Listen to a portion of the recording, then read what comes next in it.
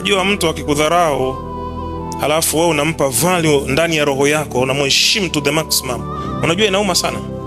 Unafikiri kwa nini inauma? Utegemee hilo neno kutoka kwake. Lakini watu wa mbali sisi wakitutukana we don't care, kwa sababu sisi hawatuumizi. Watu wa mbali hivi sasa hivi ex wako ukisikia huko kaolewa unaumia, kwamba au kabakwa unaumia.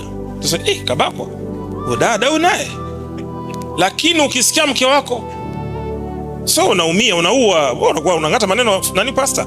Sema naua, kwa sababu ni mtu anayekuuma, mtu anayekuuma, mtu wa karibu. Brother, ukisikia amekusaliti nauma, utamani hata kumuona. Ndio maana kuna watu hawataki ndugu zao, hawataki kabisa. Huyu mdogo wake fulani, huyu kakake tajiri huyu, kwa sababu kuna vitu ambavyo alivifanya ambavyo yeye ndugu yake hakutegemea angevifanya.